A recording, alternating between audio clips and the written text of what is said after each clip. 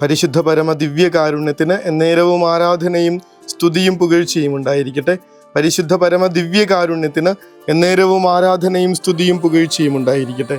പരിശുദ്ധ പരമ ദിവ്യകാരുണ്യത്തിന് എന്നേരവും ആരാധനയും സ്തുതിയും പുകഴ്ചയും ഉണ്ടായിരിക്കട്ടെ.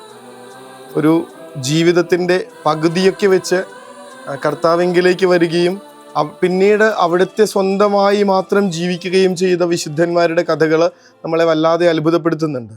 അല്ലെങ്കിൽ അവിടത്തേക്ക് വേണ്ടി ജീവിതത്തിൻ്റെ പകുതിക്ക് വെച്ച് മടങ്ങിപ്പോകുന്ന വിധത്തിൽ രക്തസാക്ഷികളാകുന്ന വിശുദ്ധരൊക്കെയുണ്ട്. അവർക്കിടയിൽ ഈ ഒരു വിശുദ്ധൻ നമുക്ക് അത്ഭുതമായിട്ട് മാറും. വിശുദ്ധ ഡോൺ ബോസ്കോയുടെ തിരുനാളാണ്. 9-ാമത്തെ വയസ്സിലാണ് ആദ്യത്തെ സ്വർഗീയ ദർശനം അദ്ദേഹത്തിനുണ്ടാവുക. 9-ാമത്തെ വയസ്സ് തുടങ്ങി 71-ാമത്തെ വയസ്സ് വരെ ഈ മനുഷ്യൻ പിന്നീട് ക്രിസ്തുവിൻ്റെ സ്വന്തമായിരുന്നു. അത് ആലോചിച്ച് നോക്കണം. അത് നിസ്സാര കാര്യമല്ല. ഈ പറഞ്ഞതുപോലെ എത്രമാത്രം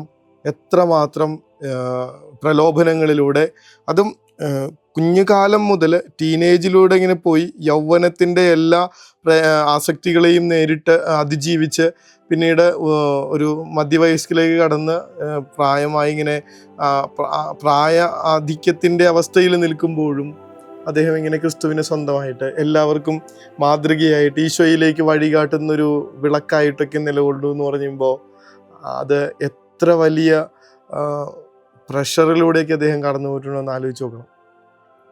നമ്മളിങ്ങനെ ഒരു നന്മ ചെയ്യാനായിട്ട്, ഒരു ദിവസത്തിൽ ഒരു നന്മയെങ്കിലും ചെയ്യാനായിട്ട് കഷ്ടപ്പെടുമ്പോഴാണ് ഈ മനുഷ്യൻ ഈ ജീവിതകാലം മുഴുവൻ ക്രിസ്തുവിൻ്റെ സ്വന്തമായി അവിടത്തേക്ക് ഇഷ്ടമുള്ളത് മാത്രം ചെയ്ത് ജീവിച്ചു എന്ന് പറയുന്നത്. ഭയങ്കര ഇൻസ്പിറേഷൻ തരുന്നൊരു വിശുദ്ധനാണ്. ഭയങ്കരമായിട്ട് നമ്മളെ ഇങ്ങനെ സ്നേഹം നൽകുന്നൊരു വിശുദ്ധൻ. ഒരുപാട് കർത്താവിൽ ശരണപ്പെടാനായിട്ട്, ആശ്രയിക്കാനായിട്ട് പറയുന്നൊരു വിശുദ്ധൻ.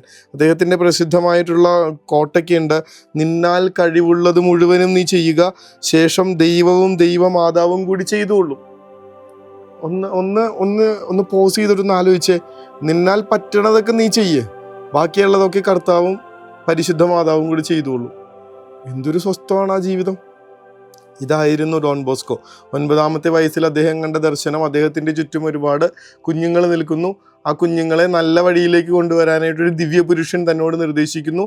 തൊട്ടടുത്തൊരു സുന്ദരിയായ സ്ത്രീ ഇതൊക്കെ നോക്കിക്കൊണ്ട് നിൽക്കുന്നു. അത് തൻ്റെ ജീവിതത്തിൻ്റെ നിയോഗമായിട്ട് ഏറ്റെടുത്ത പരിശുദ്ധ മാതാവ് വഴി ഈശോയിലേക്ക് കുഞ്ഞുങ്ങളെ സംരക്ഷിച്ച് കൂട്ടിക്കൊണ്ടുപോകാനുള്ളത് തൻ്റെ നിയോഗമായിട്ട് ഏറ്റെടുത്ത ഒരു വിശുദ്ധൻ ഒരു കാലത്തും അതിൽ നിന്ന് വിരമിച്ചില്ല എന്നുള്ളതാണ് ഏറ്റവും വലിയ കാര്യം. എത്ര കുഞ്ഞാത്മാക്കളെയാണ് അദ്ദേഹം ഈശോയ്ക്ക് വേണ്ടിയിട്ട് നേടിയത്. വിശുദ്ധ ഡൊമിനിക് സാവിയോ അടക്കമുള്ള മഹാവിശുദ്ധന്മാരെ വാർത്തെടുത്ത വലിയൊരു വിശുദ്ധൻ വിശുദ്ധ ഡോൺ ബോസ്കോ. അദ്ദേഹത്തിൻ്റെ തിരുനാളിൽ നമുക്ക് ഓരോ പ്രായത്തിലുള്ള മനുഷ്യർക്കും അദ്ദേഹം മാതൃകയാണ്. കാരണം പറഞ്ഞതുപോലെ ഈ ചെറിയ പ്രായം മുതൽ അദ്ദേഹം ഈശോയ്ക്ക് സ്വന്തമായിരുന്നു. ഈശോയുടെ ആഗ്രഹത്തിനനുസരിച്ചായിരുന്നു, ഈശോയുടെ ഇഷ്ടത്തിനനുസരിച്ച് മാത്രമായിരുന്നു അദ്ദേഹം ജീവിച്ചുകൊണ്ടിരുന്നത്. 80-ൽ പരം കുട്ടികൾ, അദ്ദേഹം ജീവിതം ആരംഭിക്കുന്ന ഒരു കുട്ടികൾക്ക് വേണ്ടിയിട്ട് ഒരു പാഠശാല ആരംഭിക്കുന്നു, ഒരു വീട് എടുത്തത് തുടങ്ങുന്നു. 2 മാസത്തിനുള്ളിൽ 80-ൽ പരം കുട്ടികളാണ് അവിടെ വന്നേക്കണേ.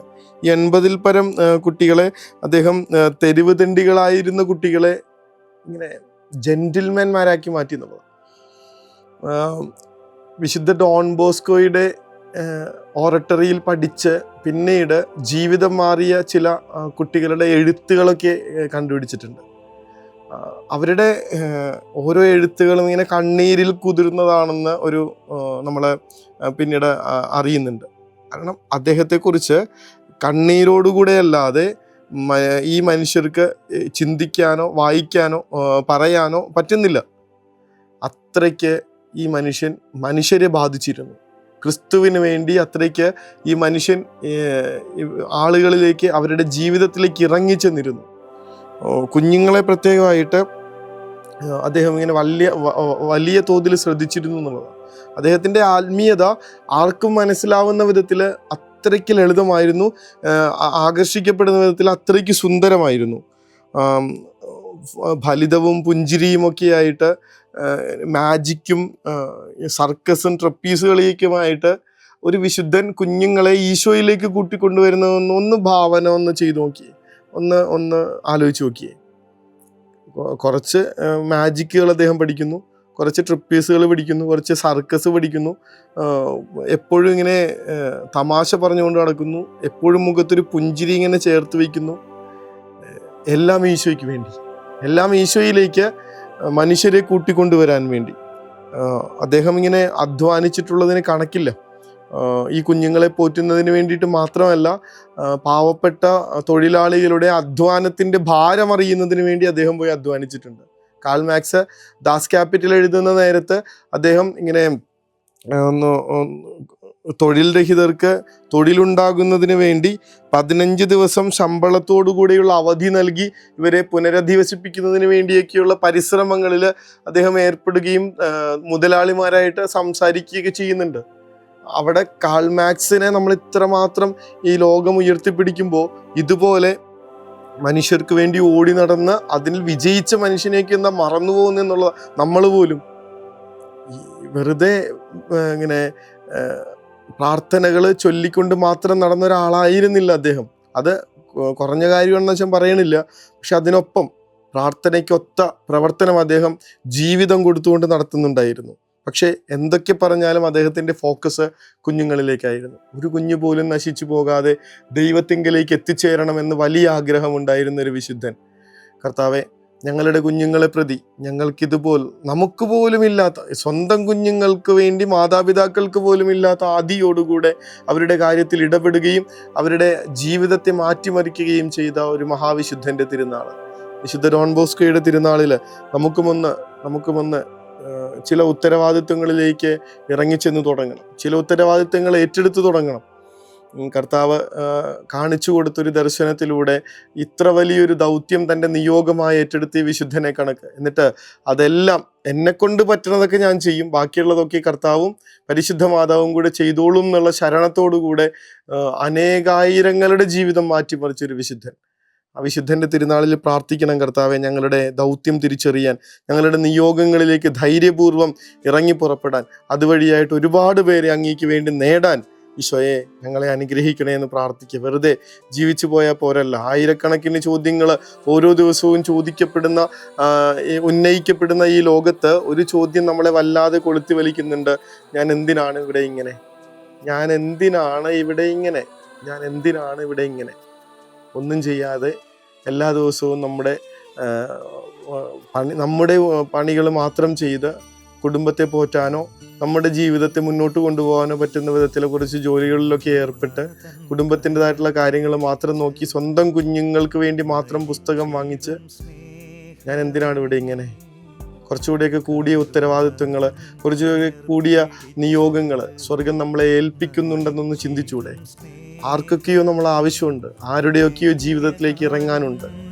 വിശുദ്ധ ഡോൺ ബോസ്കോയെ ഞങ്ങളെ അതിനെ തെളിച്ചം നൽകി അനുഗ്രഹിക്കണേ എന്ന് പ്രാർത്ഥിച്ചുകൊണ്ട് കർത്താവിൻ്റെ ആശീർവാദത്തിനായി വിശുദ്ധ ഡോൺ ബോസ്കോ ആരിലാണോ ഇത്രയും പരിപൂർണമായി ആശ്രയിച്ചത് ആ തമ്പുരാനിലേക്ക് നമ്മുടെ ജീവിതത്തിൻ്റെ ദൗത്യങ്ങളെ നമുക്കായിട്ട് ഒരുക്കി വെച്ചിരിക്കുന്ന നിയോഗങ്ങളെ സമർപ്പിച്ചുകൊണ്ട് അവിടുത്തെ ആശീർവാദത്തിനായി മുട്ടിന്മേൽ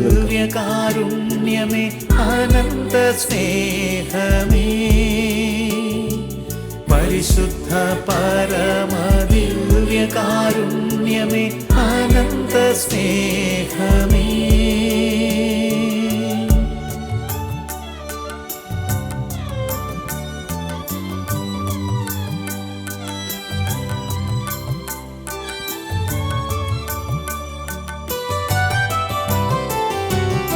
പരിശുദ്ധ പരമ ദിവ്യകാരുണ്യത്തിന് എന്നേരവും ആരാധനയും സ്തുതിയും പുകഴ്ചയും ഉണ്ടായിരിക്കട്ടെ. പരിശുദ്ധ പരമ ദിവ്യകാരുണ്യത്തിന് എന്നേരവും ആരാധനയും സ്തുതിയും പുകഴ്ചയും ഉണ്ടായിരിക്കട്ടെ. പരിശുദ്ധ പരമ ദിവ്യകാരുണ്യത്തിന് എന്നേരവും ആരാധനയും സ്തുതിയും പുകഴ്ചയും ഉണ്ടായിരിക്കട്ടെ. തമ്പുരാനെ, വിശുദ്ധ ഡോൺ ബോസ്കോയെ കണക്ക് ഞങ്ങളുടെ കുഞ്ഞുങ്ങളുടെ കാര്യത്തിൽ കുറച്ചുകൂടെയൊക്കെ ശ്രദ്ധയുള്ളവരാകാൻ, കരുതലുള്ളവരാകാൻ, അവർക്ക് കാവലായി മാറാൻ, അവരെ സ്വർഗത്തിലേക്ക് നയിക്കാൻ ഞങ്ങൾക്കും അനുഗ്രഹം തരണമേ എന്ന് മക്കളെ ദൈവത്തിങ്കലേക്ക് കൈപിടിച്ച് നടത്തുന്ന മനുഷ്യരെന്നുള്ള വലിയ കോംപ്ലിമെൻ്റ് കർത്താവ് ഞങ്ങൾക്ക് തരുന്ന വിധത്തിൽ അവരുടെ കാര്യത്തിൽ ആത്മീയമായിട്ട് ഇടപെടാൻ വേണ്ട അനുഗ്രഹം തരണമേ എന്ന് പ്രാർത്ഥിച്ചുകൊണ്ട് നമുക്ക് ഉറക്കത്തിലേക്ക് പോകാം. ദർശനം തരണമേ എന്ന് അപേക്ഷിക്കാം. കരുണതൻ കയർ പിടിച്ച് നയിച്ചിടും സ്നേഹമേ, സ്നേഹമേ ദിവ്യകാരുണ്യ സ്നേഹമേ പരിശുദ്ധ സ്നേഹമേ പരിശുദ്ധ പരമദിവ്യകാരുണ്യമേ അനന്ത സ്നേഹമേ പരിശുദ്ധ പരമദിവ്യകാരുണ്യമേ അനന്ത സ്നേഹമേ